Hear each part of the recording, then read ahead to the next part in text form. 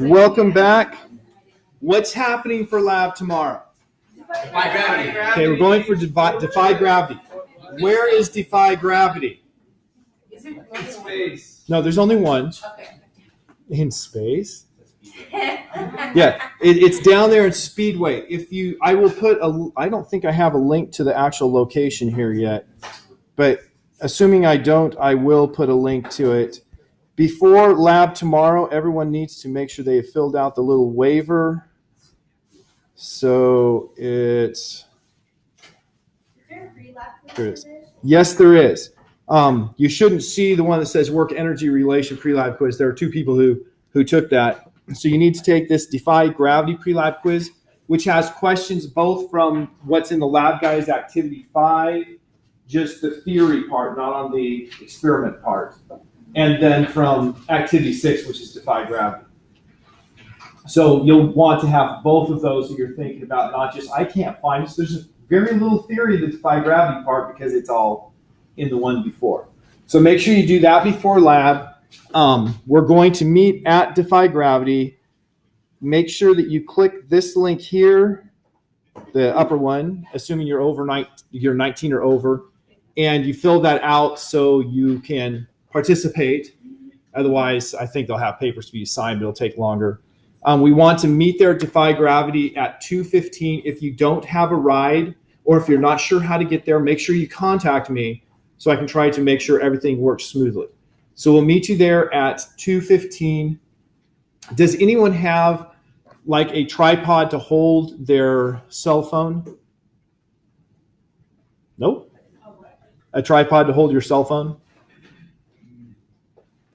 Because we're going to be videotaping you jumping for you to analyze for the lab. So I have one holder, and the TA thinks she has one, but I'm just checking to see if there's anyone else. So if you have one, that would be great. Yes? So I've never been there, so is there a certain type of dress code? Well, I think there's the obvious, make sure you're wearing clothes that you can jump around in. So athletic type clothing,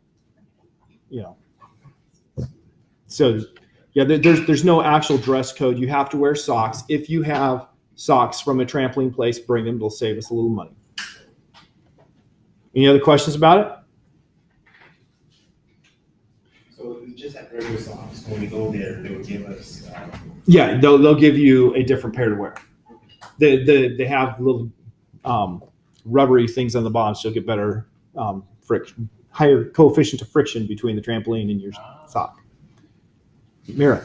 So after we're going to do the videoing, and then so we're going to do a lab. We're going to talk about how the lab report's going to work for this. Okay, so for the lab report, we're going to videotape you jumping, and you're going to run through that videotape and find the jump that appears to be your highest jump, and then using the Capstone software, we have a site license. So you don't have to use my computer here, although you can if you like.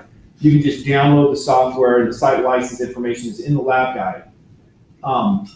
I do need to put, and I will right here where it has these other Defy Gravity things, I will put the Capstone file for you to work with to make life easier. But you, following the instructions, you import your video file, and then you are going to analyze it. You're going to map the position of your nose throughout one complete jump, and then your data is going to be recording the height and speed at 4 different locations on your jump. So there's only, this is one of the questions for the pre-lab quiz. There's only 4 data points that you have. And for each one of those, you're measuring the 2 things, and then you're calculating 3 other things at those data points. So yes, there is some analysis to it. It's not a lot, but we just wanted to analyze, was energy conserved? Question. So is the lab going to be shorter than what our usual lab is, like the lab report? Yes, there is no scientific method part to it. You still will have your procedure, which is really short, right? I jump for 5 minutes. I analyze or record using video, record the height or the positions of my nose through one jump, and then analyze that to find the energies. That's it for the procedure. So it's a very short procedure section. your equipment is going to be, it says meter stick, but Ken gave me the bright idea of making meter long pieces of string for you to measure height with. Something that Nathan's going to be doing for work this afternoon. Yeah, he's got a tough job. He's got a fine rope, cut it into meter segments. Get ready. And then really important will be your results and your conclusions. It should be a lot of fun. We have the entire place reserved for 2 hours. Once you have your data taken, you don't have to stick around, but I hope you do to have fun with your classmates. Question, Emily. Will you be writing down what we need for this lab, or is it in our lab? It's in the lab guide. Alrighty. Let's go to the PowerPoint presentation. What we talked about on Friday, we talked about work and energy, defining work as force times distance parallel to that force. Mathematically, we call that a dot product, the force dotted with the distance. And we talked about how you can use a graph, the area under the graph of force in the vertical axis and distance parallel to force in the horizontal axis is the work done. And then we talked about potential energy. Potential energy is the ability to do work because of position or configuration. And we talked specifically about gravitational potential energy and spring potential energy. Gravitational potential energy is work, it's based on work done by the force of gravity. Potential energies are also always associated with forces that we call conservative. Conservative forces are forces that will give back energy. So if they take away energy, they're going to give it back. They just store it for a while. Other forces that are non-conservative, they don't give it all back. So for instance, if I rub my hand on the table, it will slow my hand down and stop it. And there's no way I can get that energy back to make my hand move again. That's non-conservative. Whereas if I push my hand on a spring and then I just relax my muscles, the spring will push back and return the energy that I put into the spring. So only conservative forces have works identified for them. And the equation, because of that relationship, is that the work conservative is equal to minus the change in potential energy. And it's because potential energy is based on a change, the definition is based on a change, means your reference point for potential energy is arbitrary. You get to choose the reference point. So you make it easy. So for gravity, the force of gravity is mg. All that matters for the work then is going to be motion in the vertical direction because force of gravity is vertical. Since work is force times parallel distance, only vertical height matters for gravity. And so work done by gravity is mass times gravity times change in elevation. Put a minus sign on that and you get potential energy due to gravity is mass times gravity times the height. And so that's this equation here. And remember, for a spring, we worked out in class, the potential energy is 1/2 K times the length the spring is stretched squared. Now I'm going to have the other potential energy equation for gravity later on in the presentation. So that's my review of what we did on Friday for the most part, except for how to solve problems. We'll go through solving some problems to get things a little better in our mind. And I am going to have some students come up and do a homework problem in a minute, just in case you think I've forgotten that. Which students, you ask? We are now down to either Michael, Leslie, Emily, and Kaylin, or Andrew, Trace, and Sarah. If the number is 3 or below, it's the first one. 4 or above, it's the second one. It was 1, which is Michael, Leslie, Emily, and Kaylin. So they're the ones that are going to come up in a minute to do a homework problem, just so they know. When you're solving the problems, some problems can be solved either with energy conservation or with Newton's second law. Usually it's going to be easier with energy conservation. Sometimes it'll be just as easy either way. If you have time, you might try it both ways. Like if you're doing a test problem and you're just like, well, I'm not sure, you can solve it a different way and see if you get the same answer. So how do you solve it? Well, first of all, we have to have kinetic energy. define the kinetic energy at the starting and ending points. Kinetic energy is energy in motion, ability to do work because of motion. And it has the equation of, okay, thought I had the equation there, I don't. 1/2 mass times speed squared.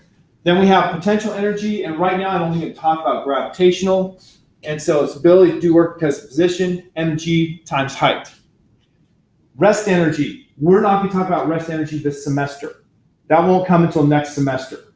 But rest energy is energy something has just by virtue of having mass. Mass is a form of energy according to relativity, hence why we're not going to talk about it until next semester. There's some other energies I don't have listed here. Things like chemical energy. Chemical energy is a form of electromagnetic energy.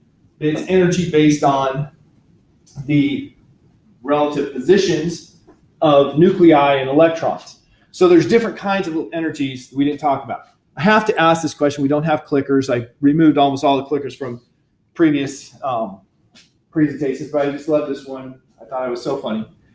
What kind of forces have an associated potential energy? Blurt out the answer. Not all forces. No forces. Not no forces. I'm checking them off. I know, right? Ryan's just making sure. Conservative forces. Only conservative forces. Conservative in physics means that it's not allowing something to change. In this case, a conservative force means it's not allowing the energy to change. We can't create or destroy energy. That's actually the second law of thermodynamics. You might think about that when you're doing your lab report. First law of thermodynamics. First law of thermodynamics says energy cannot be created or destroyed. And so when I say conservative means it can't change, you're like, well, isn't that a law? Energy can be changed from one type into another.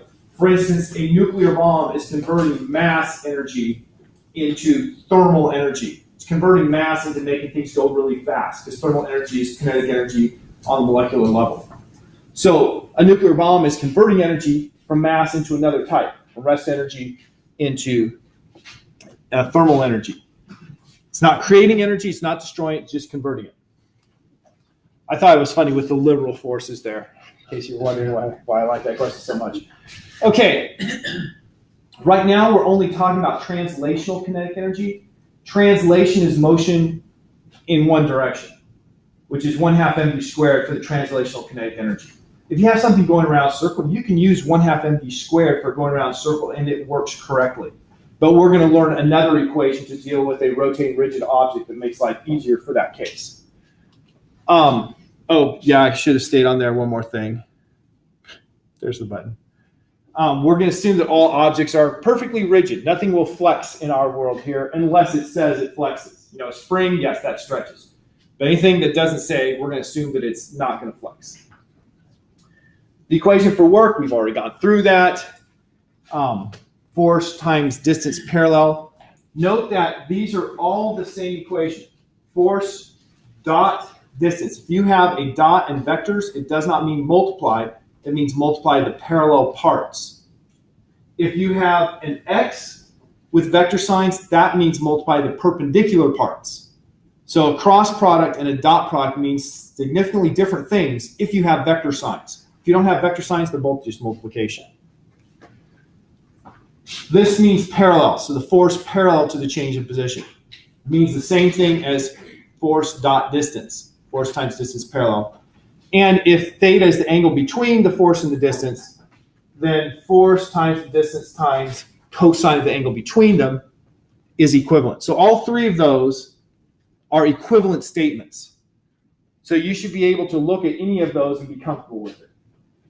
Michael. So you use any one of those for different scenarios based on like where the object is, what angle it may be. In truth, I can use any of those anywhere where I'm looking for work, and it's going to work with any of those three. So you can go with the one you like the best, Okay. because they're all the same. But you have to know what it means, right, to use it correctly. DJ. What's the difference between the F? I guess is that like F net or F that way, and then F parallel. Okay, what's the difference between this and this? Yes. This here is a vector. So I might have force like this, and I might have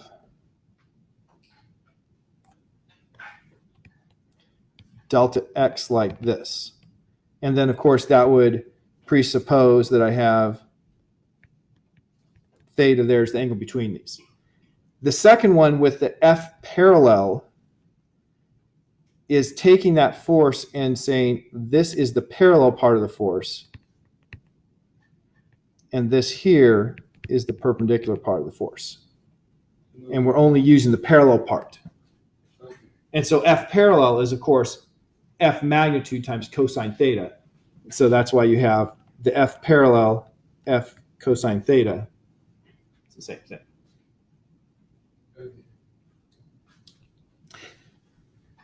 I have 3 more slides, I think, before I call the first group up. They're going to work a problem, then I'm going to work a problem, and then we'll go to the last problem. Work done by a constant force. Now, the title there, I was thinking I should change the title.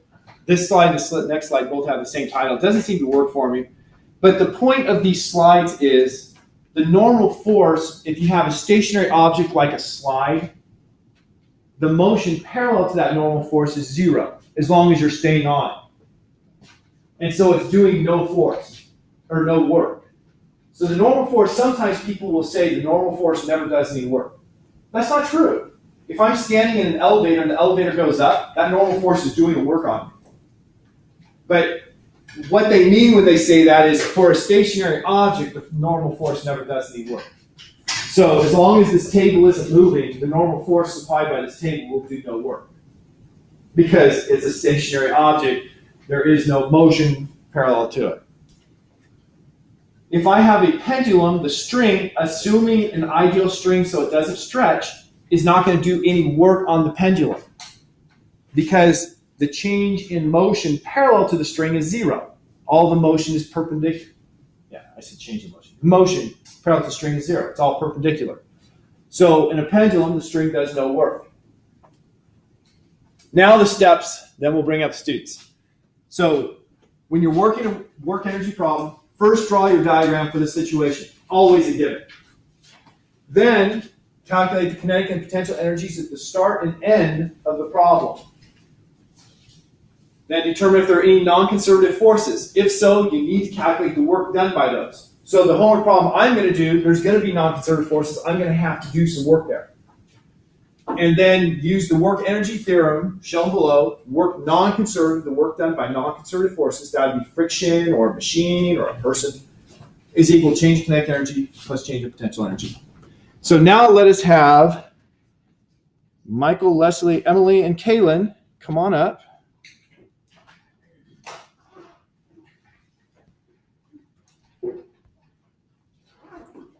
And you have the problem with the kookaburra who sits in the old gum tree.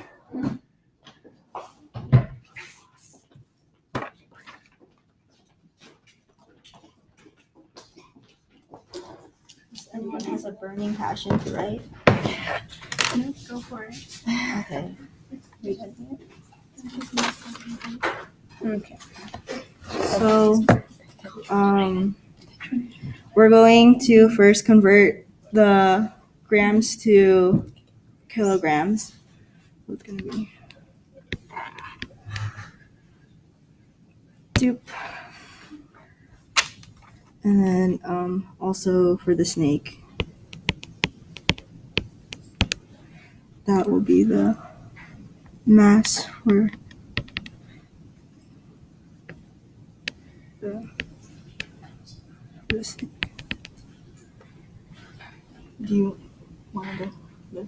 Or No, that's fine. Although you might want to put units on it. yeah, might be.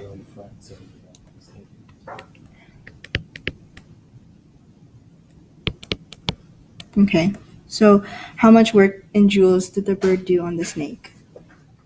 So we have work equaling potential energy of the snake, and that would be the mass of the snake times gravity times the height it came off.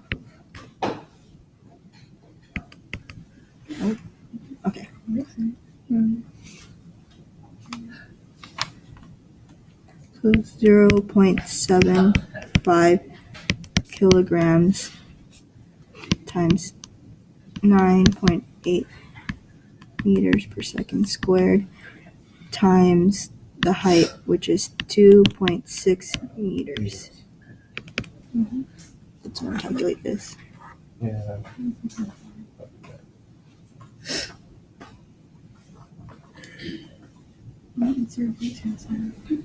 Oh.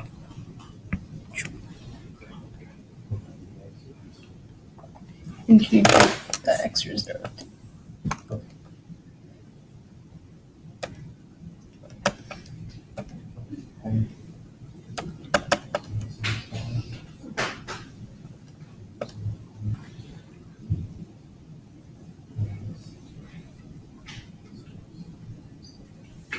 Okay, yeah, 1.917.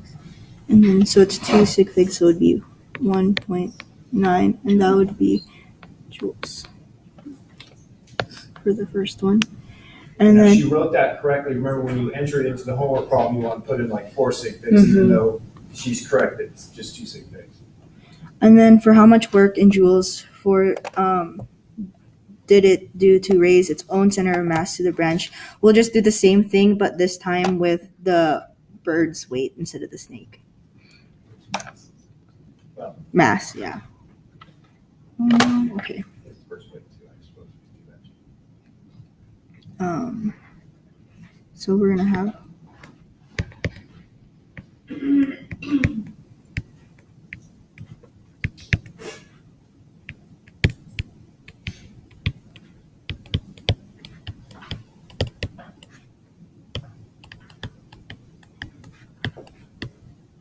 and you're gonna use the same height.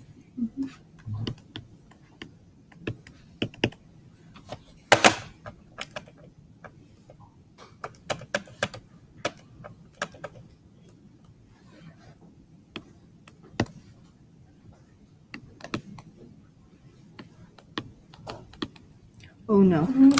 Things happen. How you do this? Okay. Did you get that same number? Yeah, I calculated it. 2.4 joules. All right, any questions for them? All right, then. I'll come up and I'll work problem 2. So that is a homework problem. The one I'm going to work is also a homework problem. One thing that I would change in what they did,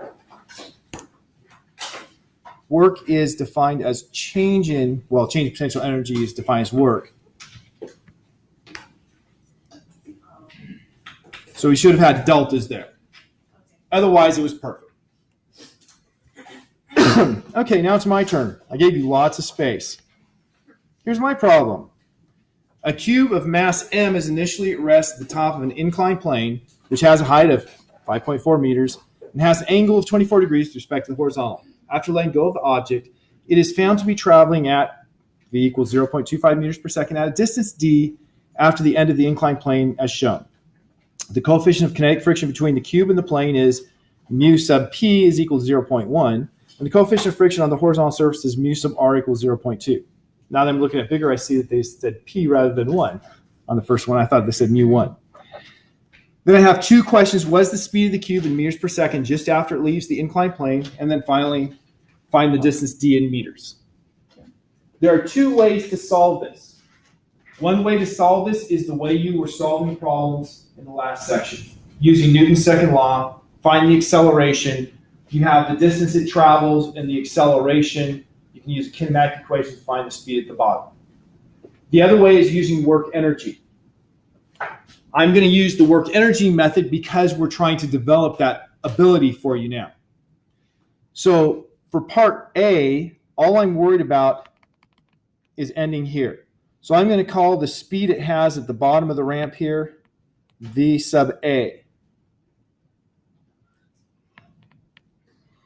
And it starts with V initial equals 0, right? Now, anytime you do a work energy problem, Step 1 was to draw a diagram. Well, it's drawn for me. The end. Step 2 was to identify the kinetic energy and potential energy beginning and ending.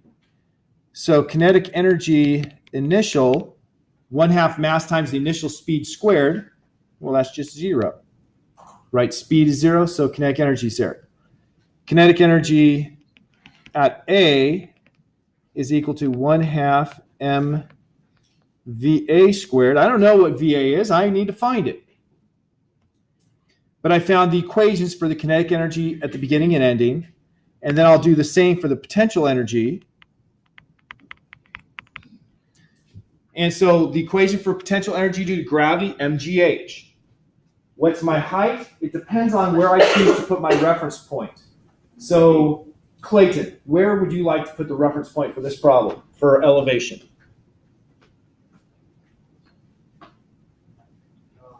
There's no wrong answer, but there's ones that can make my life hard. Choose one. Okay, so he's choosing to say this is height equal, or y initial equals 0. So that means my potential energy initial is 0 because, remember, potential energy is mg times height, or I'm going to put y here, and kinetic energy is 1/2 mv squared. So if my potential energy initial is 0 there, my potential energy at point A, it's gone down a distance of h. So it's going to be minus mgh because the y there is minus h. So you see, there's no problem with choosing a reference point. He could have made life hard. He could have said, how about 2 miles above the surface? You know, that would have made my life harder. But he didn't do that, thankfully. Yes, well, I was making it hard. Question?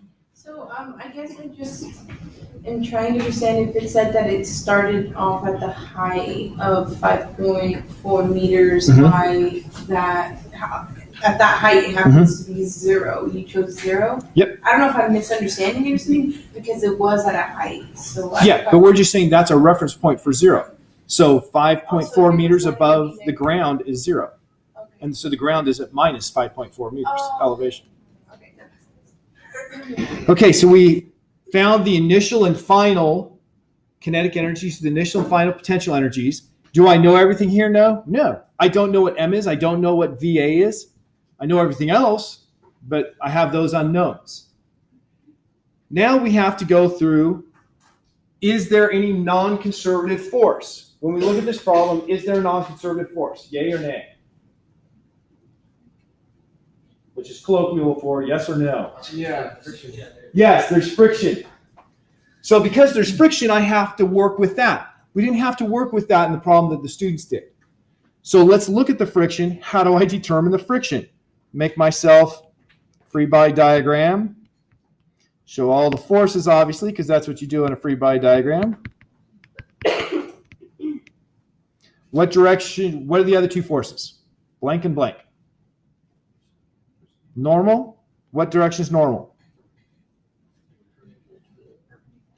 Okay, perpendicular to the plane, force normal. And I'm going to call this force normal sub A because it's different than the force normal when it's on horizontal ground. And then what's the last force? Force friction. What direction is that going to be? Up the slope. How do you know it's up the slope and not down the slope?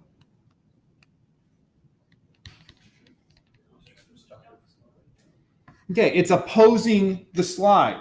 It's sliding down, so its force is pulling up.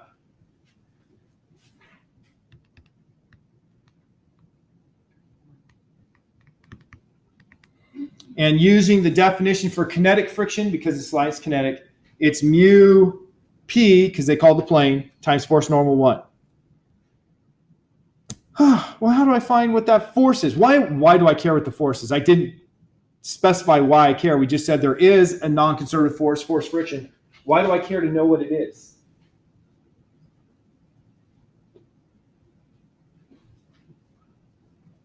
Why did my brain jump to trying to find that?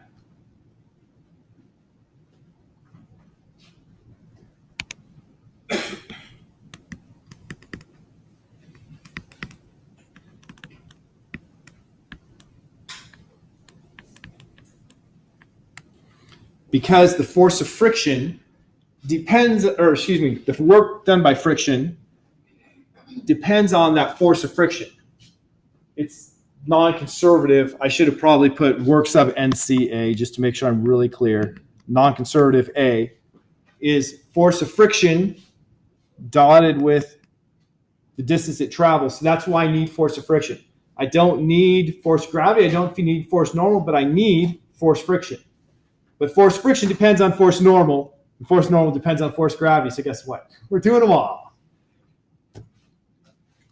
How do I find what force friction is from my free body diagram? It's implied by the fact that I made a free body diagram. Newton's second law. So I'm going to take this and I'm going to break the forces into X and Y components. Before I do that, I have to decide what's X, what's Y. What would you choose?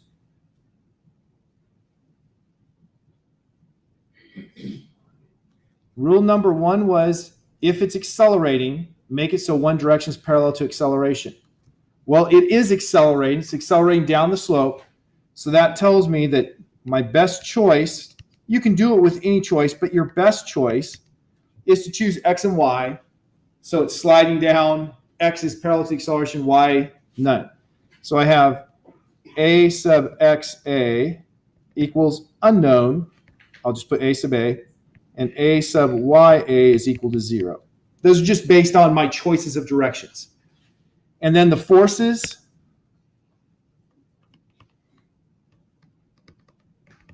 Force normal in the X direction. How much of that force normal is parallel to the X arrow?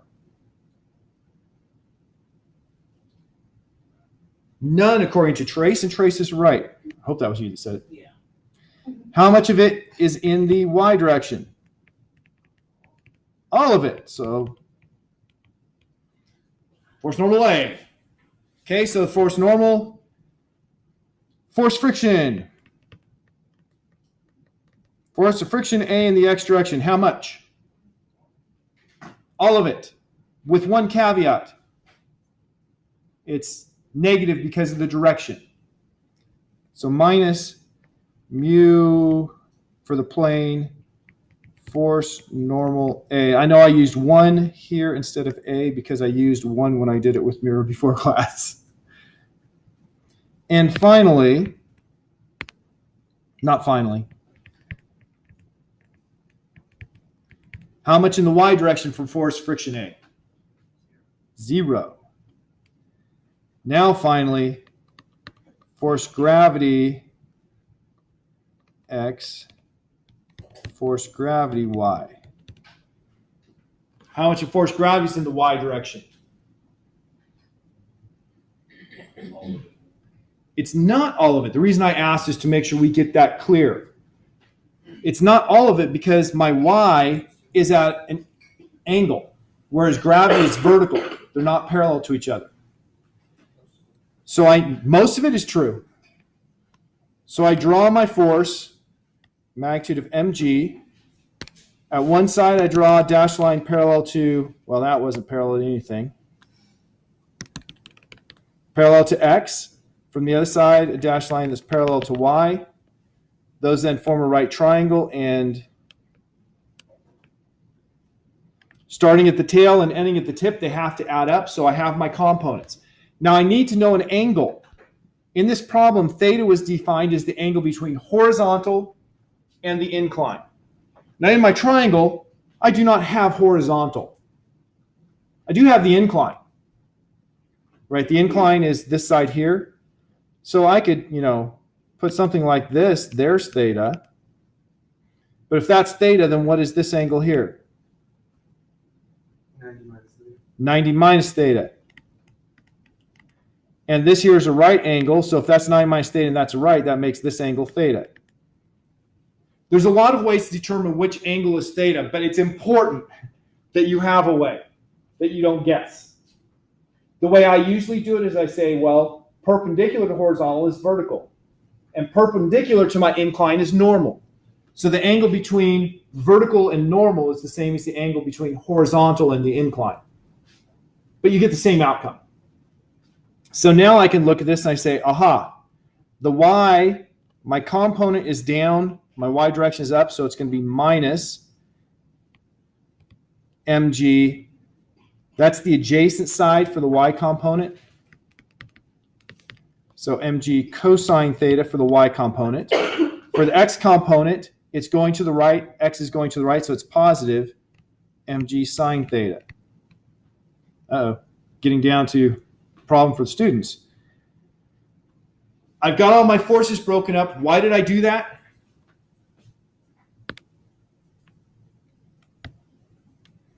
Why did I break the forces into components?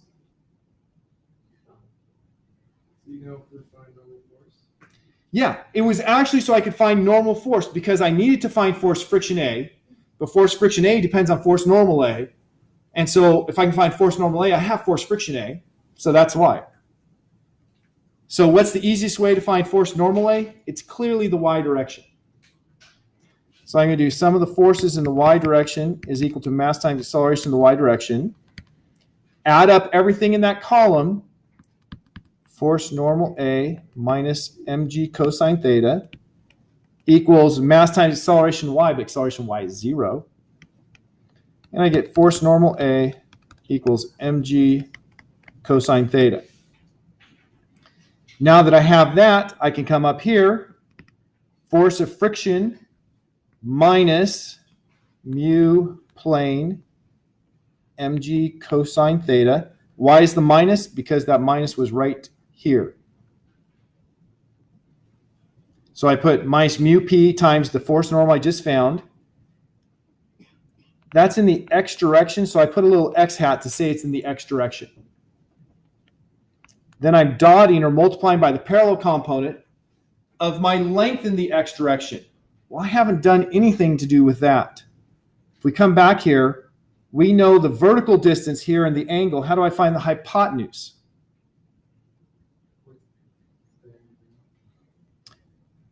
It would take extra work to do it that way. It's more direct with using the trig functions. Because I want the hypotenuse and I know opposite. What trig identity relates opposite and hypotenuse? Sine.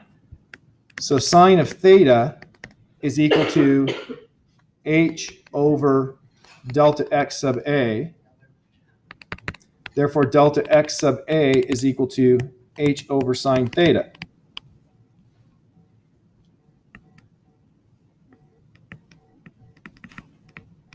And again, I put x hat because it's in the direction down the slope. Dot product multiplying the parallel parts. These are both in the x direction, so they're parallel, except for one's forward, one's backward. So I get the negative sign that was already written right there.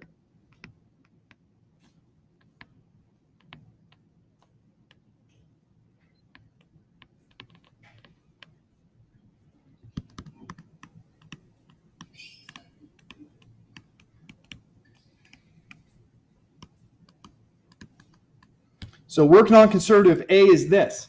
I'm not done yet. I'm getting close to being done with part A, but I'm not done yet. I now need to go and find what's the speed. So that was only step 3 in solving the problem, was determining the work non-conservative. Now we go to the work energy relation that says work non-conservative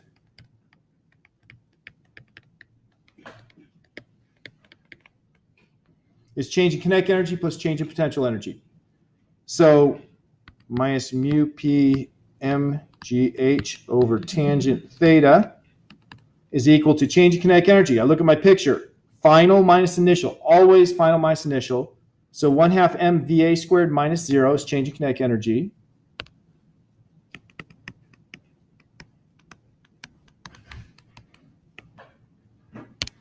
And then potential energy is final was minus mgh and initial was 0.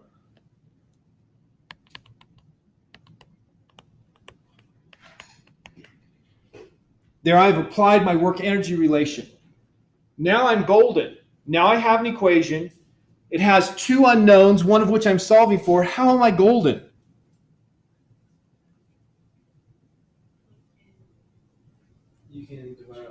I can divide out the mass. Every term has the mass in it. So I just divide out that mass. And while I'm at it, I'm going to multiply by 2. So I multiply everything by 2 over m. And I will get minus 2 mu p gh over tangent theta equals VA squared minus 2GH. Rearrange that. VA squared is equal to 2GH times 1 minus mu sub P over tangent theta. Now notice I did the entire problem without putting numbers in. I do recognize you can now go and you can just put your numbers in and you have the answer.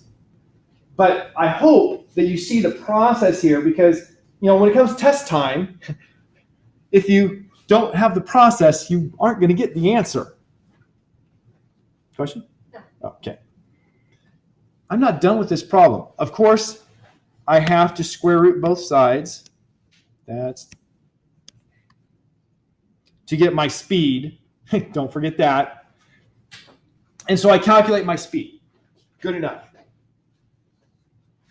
Now the second part asks, how far does it travel before it slows down to a final speed? Well, for the second half, it is thankfully easier. For the second half, if I draw the free body diagram here,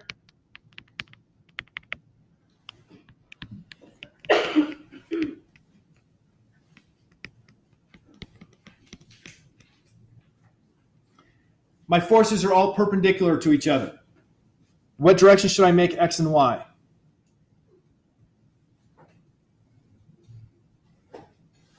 Make them vertical and horizontal because after all, the acceleration is in the horizontal direction. If I apply Newton's second law in the Y direction,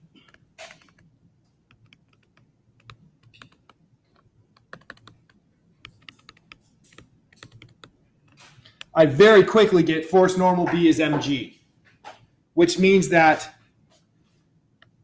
force friction B is equal to minus because of the direction, mu sub R, and then force normal mg. So it's very quick and easy to get the force of friction for part B. So for part B, oops, don't know what happened there.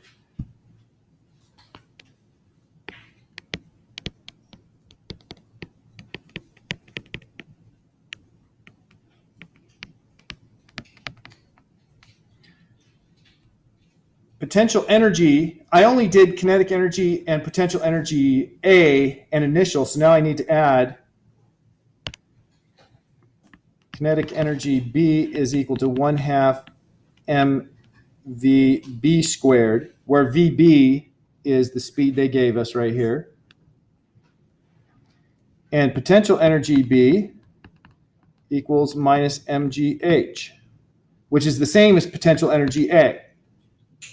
So the change in my potential energy is 0 because they're equal to each other. So it comes out to be pretty easy when I do my work energy relation. Come on. There we go. So work non-conservative is equal to mu sub R mg B, the force times the distance.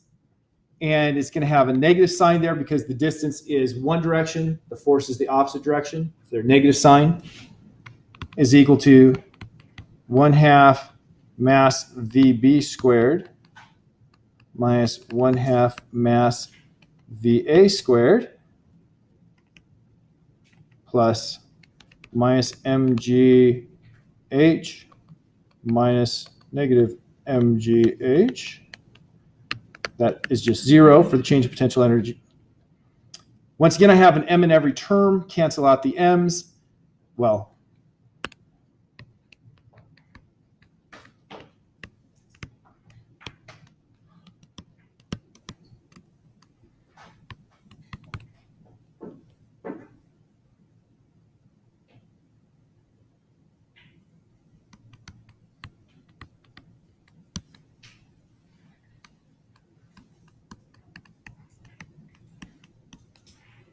and you have this relationship here. Notice minus sign, these cancel, give me positive.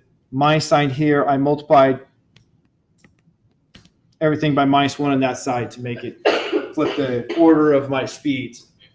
And so now I have an equation to tell me what distance it's going to travel given the final speed that they specified. Question, DJ? And just to clarify the math side of it, it doesn't matter what sign our velocities are because they're being squared. That's correct. You're going to use the positive velocity because it just asks what's the speed. So the speed is the positive. Okay. All right, I have 3 minutes. Once again, we're not going to get to the extra credit, but I've got to at least get to the idea. I was going to solve this problem too. Problem solving when you're explaining everything doesn't go quickly. So we're not going to do this today either. But we need to talk about a few things. Force of gravity, I already talked about on Friday. But I wanted to point out, I have some graphs here. The potential energy for force of gravity, we define it as 0 when radius is infinitely far away. So here's a graph showing the gravitational potential energy. It's very common in physics to use U for the symbol for potential energy. And so it approaches minus infinity when r approaches 0, because you have -1/0 essentially. And it approaches 0 as r approaches infinity. That's what the gravitational potential energy function looks like if you have a changing distance from the Earth, instead of basically being on the surface of the Earth moving a few meters. Power is the new concept for today. It's the only new concept for today, power.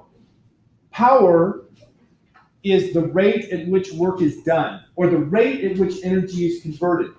Now note the bottom line here. Power is work over time, but work is force dot distance. And if you have a constant force, distance over time is just going to be the velocity. Notice it's a vector x. So another equation for power is force dot velocity. So in the problem I had specified for you to work on the last part of the class period, we were going to work with this equation using power as force dot velocity. So I will end with this instead of that problem, because Marilyn, do you guys know who Marilyn Boss-Savant is? She is the person with the highest IQ ever measured. I assume Boss-Savant is an assumed last name because it means what? From smart or something like that, right? Anyway, she has a column, I think she still does, called Ask Marilyn, where people write in questions asking her, and she uses her supreme intellect to tell them the answer. So it's like, I asked the smartest person in the world, this is the answer. And every now and then she comes up with a real dud, she was wrong. And oftentimes it is in physics, which I enjoy because I say, I'm the smartest person in the world in physics. Her husband, by the way, is the one who invented the Jarvik heart, the first artificial heart. So the question here, which requires less work, taking 2 bags up 2 flights of stairs at once, or taking 1 bag halfway up, setting it down, returning for the first, taking it to the top, and then returning to get the second bag?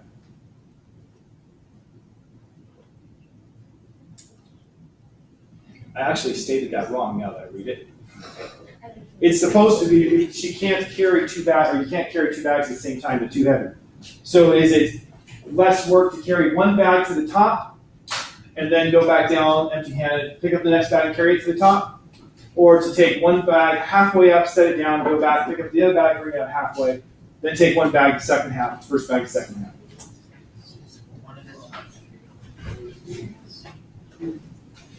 So, if you're using physics, the mechanical energy should be the same, because the work is, you're working against gravity, right?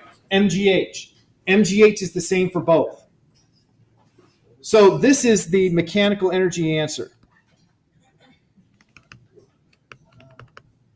But we have to realize that mechanical energy is not the only mechanical energy.